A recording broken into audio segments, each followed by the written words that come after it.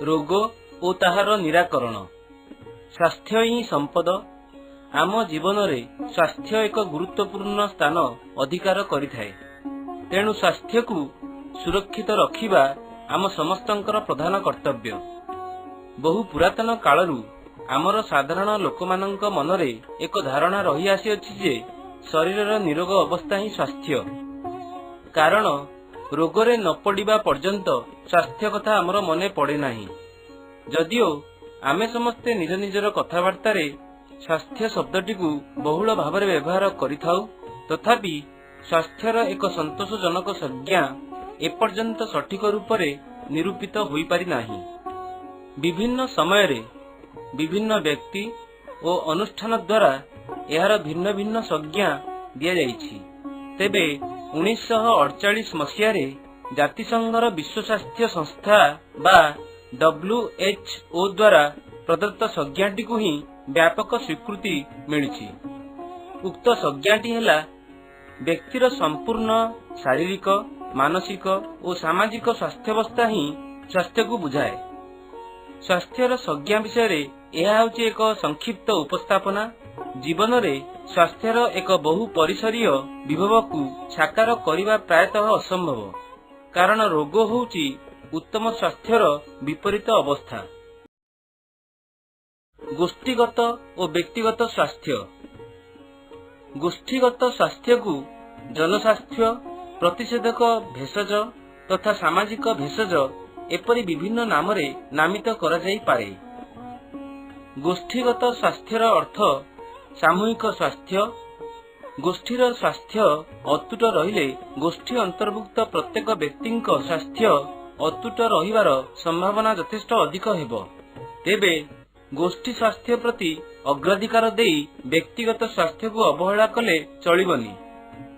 प्रत्येक व्यक्तिर सामाजिक अर्थनैतिक उन्नति पई ता निजर स्वास्थ्य होउची मुख्य संबल।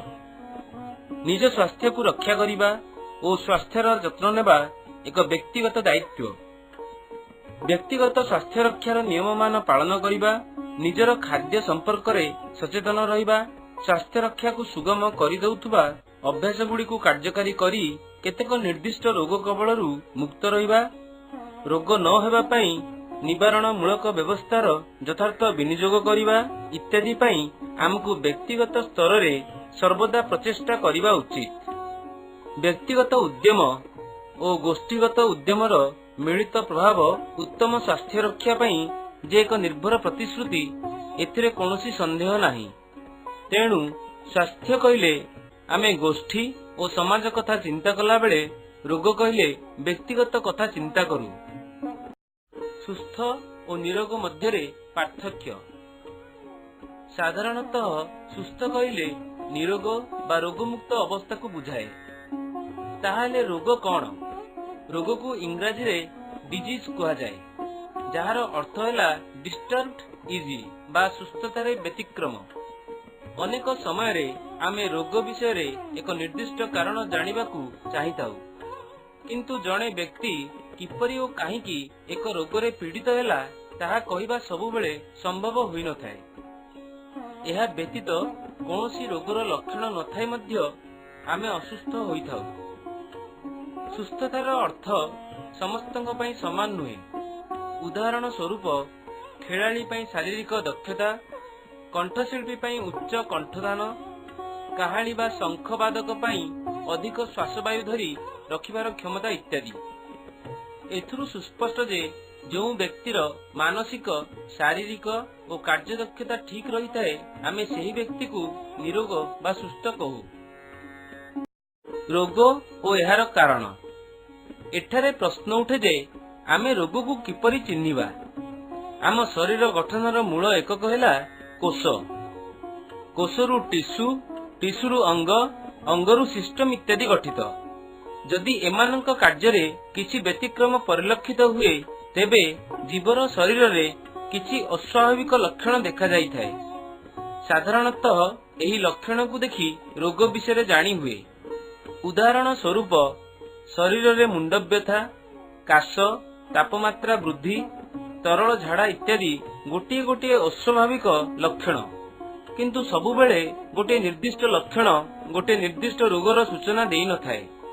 उदाहरण स्वरूप शरीर में तापमात्रा वृद्धि विभिन्न कारणरू होइथाए, यथा टाइफॉइड, मलेरिया, बसंत, आघातजनित पीड़ा, डेंगू ज्वर, काला ज्वर इत्यादि। तेणु डाक्तर माने रोगीर सठिक रोग निरूपण कला बेले रक्त, मल, मूत्र, कफ, धातु इत्यादिर डाक्तरी परीक्षा करथांती। स्वल्पकालीन और दीर्घकालीन रोग रोगगुड़िक मध्यरु केतेक रोग स्वल्प समय पई होइतिबा बेले अन्य केतेक रोग दीर्घ दिन बा सारा जीवन भोगिबाकू पड़े। स्वल्प समय पई हेउतबा रोगकू एक्यूट कुहागला बेले दीर्घकालीन रोगकू क्रॉनिक कुहा जाए। उदाहरण स्वरूप साधारण थंडा रोगकू एक्यूट कुहा जाउतबा बेले फाइलेरिया, मधुमेह इत्यादि को क्रॉनिक कुहा जाए।